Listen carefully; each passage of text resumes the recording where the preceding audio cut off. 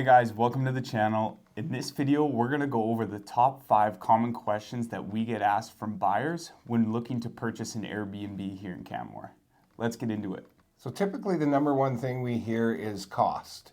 Obviously the cost to purchase the place is usually the number one thing people are talking about. So I'm just going to give you a little bit of data here on 1, 2, 3, and 4 plus bedrooms and what their average cost was over the last year. So a 1 bedroom is around $560,000 and there was 32 sales in the last 12 months. A 2 bedroom will cost you about $817,000 and there was 61 sales in the last year. A 3 bedroom is $1,050,000 or so and there was 15 sales in the last year. And 4 plus bedrooms, there aren't as many of them. They were about 155 and there was 8 sales in the last year. Some other associated costs to be aware of are condo fees. Most of the units, in fact all of the units that are Airbnb eligible are condos, so they carry a condo fee, and that fee usually varies depending on utilities, amenities, those types of things. Taxes, property taxes, again, it's a commercial mill rate for those because it's acted as if it's a business, so you have that cost to consider. Utilities, the utilities that aren't inside of a condo fee, again, those will be separate from what those are inside your condo fee. And then insurance. There is an insurance portion inside your condo fee, but you will also have your own personal insurance inside your unit. The next common question that we get asked when it comes to buying an Airbnb is how much money are these properties generating? Well, that's kind of a broad question, and there's a lot of factors that come into play when determining this. One's going to be how much you intend on using it personally. If you're planning on using it quite a bit, it's definitely going to affect your revenue, especially if you're using the property within peak season, which is kind of that June, July, August months. That's when we find that those units are generating the most amount of revenue. The next one is going to be the type of property you have. So when it comes to 1 and 2 bedrooms, you're going to have a little bit more competition when it comes to the Airbnb rental market, just because there is significantly more of them compared to the 3 and 4 plus bedroom units. And the next is how you choose to manage it. So whether you're going to self-manage it or hire a third-party property manager, or the units belonging in a rental pool, and we're going to touch on this next. These are factors that can come into play when it comes to how well your property is being managed and how well it's being booked out. If you want some more information on what properties in Canmore are generating, feel free to check the link out in the description below. It's from Elk Owl, who's a local property management company, and they have a return on investment calculator. Next, as Parker mentioned, is property management. So property management can be done typically in one of 3 ways. 1, you have the in-house rental pool manager. 2, you hire a third party. Or 3, you manage yourself.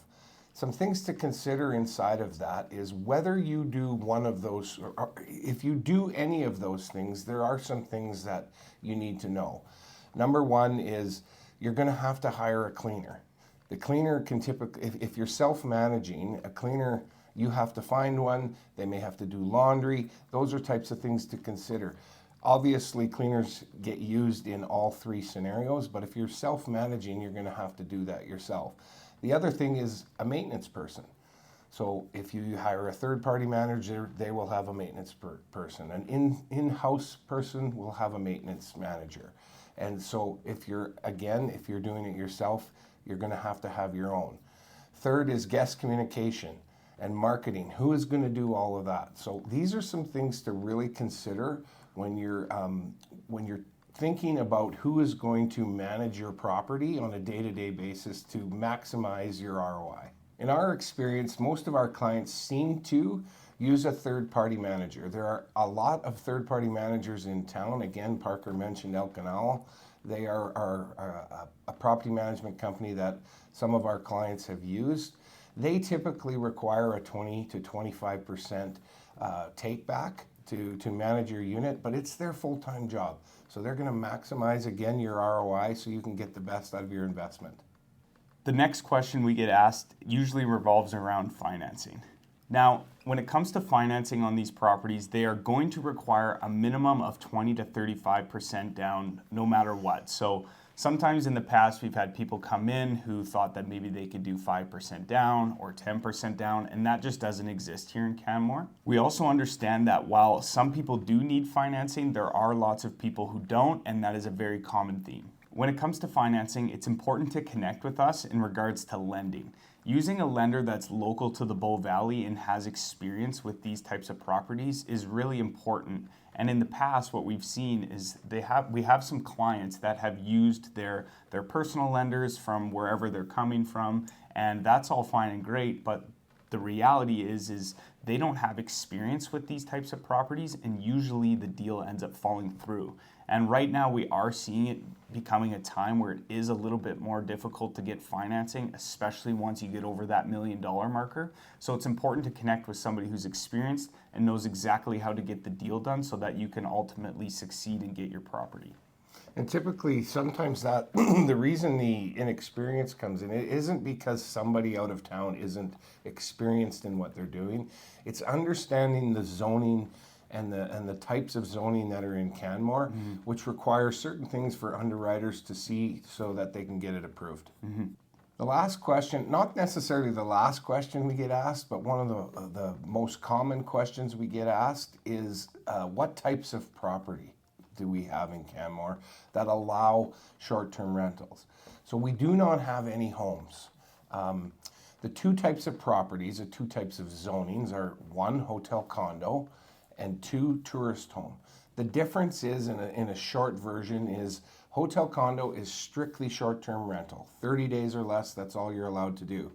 Inside of a tourist home, you have a few different options. You can live in it full-time, you can rent it out long-term, or you can short-term rent it. So it gives you some definite flexibility.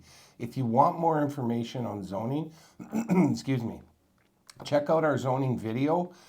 We did a breakdown of all the short-term rentals in town and their zonings and how it can affect you as a purchaser.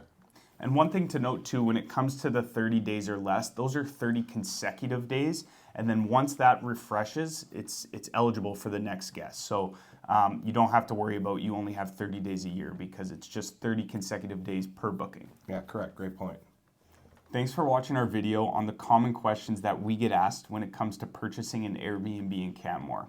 If you have interest in purchasing a rental property here and you want some more information, please reach out to us. We'd be happy to connect with you. And if you want some more information on the types of properties that are eligible, we do have customized searches that we can set up for you that will explain the zonings and all the details you will need to know in order to purchase, which isn't explained on realtor.ca, which can be confusing to some buyers.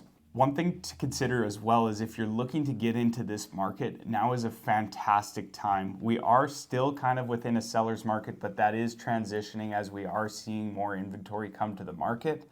And on top of that, it's a great time to get into the market because we're just around the corner from peak season. So June, July, August, those are going to be our top performing months when it comes to these short-term rental properties. So getting into a property before then, you're going to be able to reap the benefits. We look forward to connecting with you. See you next time.